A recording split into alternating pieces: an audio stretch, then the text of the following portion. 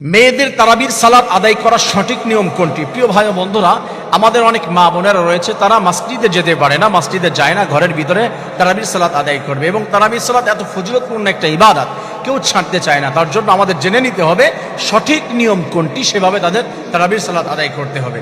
তারাবির সালাত কেউ যদি আদায় করে, ফজিলত বলে নেই, রাসূল করিম সাল্লাল্লাহু আলাইহি ওয়াসাল্লাম জানিয়ে দিয়েছেন, মান কামা রমাদানা ঈমানান ওয়া ইহতিসাবান গুফিরা লাহু মা তাকদ্দামা মিন যামবি।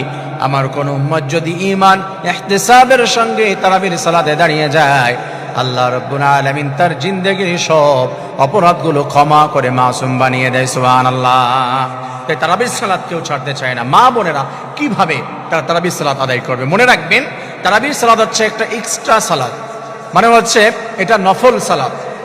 এটা আপনি আদায় করবেন, তবে এটা নফল এমন যে এটা হচ্ছে, মনে রাখবেন যে সুন্নাত ফরজ নামাজ বাদে, ওয়াজিব বাদে যত নামাজ আছে সবই হচ্ছে নফল। এটা সুন্নাত, সুন্নাতে মুআক্কাদা কেউ কেউ বলেছে।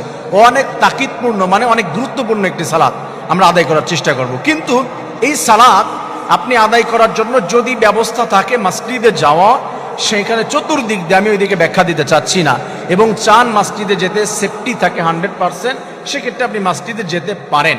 আর যদি না হয়, ঘরের ভিতরে আপনি একাকে আদায় করতে পারেন, বা জামাতবদ্ধ হয়ে যদি বেশি থাকে, সেখানে কাউকে ইমাম বানিয়ে মাহারাম বা পদ্ধতি অনুযায়ী আপনি তার পিছনে নামাজ আদায় করে জামাতে শামিল হতে পারেন। আর যদি একাকি পড়ে, তাহলে আপনার যেভাবে পড়তে হবে, স্বাভাবিকভাবে আপনি নফল নামাজ যেমন করে পড়েন, ঠিক তেমনি ভাবে এই রাকাতেই কয়টা সূরা, এই রাকাতেই কয়টা সূরা, এমন কোনো নিয়ম নাই।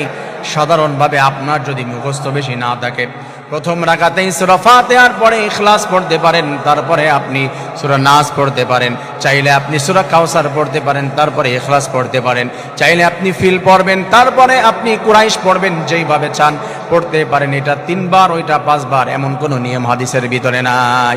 স্বাভাবিকভাবে আপনি ঘরের ভিতরে আপনার পর্দার জন্য খিলাফ না হয়, স্বাভাবিক যে নফল নামাজ, তাহাজ্জুদের সালাত বা এক্সট্রা আপনি মাঝে মাঝে যে নফল সালাত আদায় করেন, ঠিক তেমনি ভাবে আপনি ঘরের ভিতরে একাকী নামাজ আদায় করবেন। সেক্ষেত্রে আপনার কোনো বাধ্যবাধকতা নাই। আর যদি চান আপনি মসজিদে যেতে, সেফটি আপনার থাকে, ওই যে বলেছি শর্ত যদি আপনার থাকে, তাহলে আপনি যেতে পারেন। আমি লং করতে চাচ্ছি না, তার জন্য শর্তগুলি আমি এখানে বলতে চাচ্ছি না। আল্লাহ রাব্বুল আলামিন আমাদের প্রত্যেকটি মা, প্রত্যেকটি বোনকে, প্রত্যেকটি মেয়ে লোককে সুন্দরভাবে তারাবির সালাত আদায় করে আল্লাহ রাব্বুল আলামিনের কাছ থেকে তাকওয়া অর্জন করে এই মাহে রমাদানুল মুবারকের প্রত্যেকটি রহমত, মাগফিরাত এবং নাজাত আল্লাহ তাআলা হাসিল করার তৌফিক দান করুন। আমিন।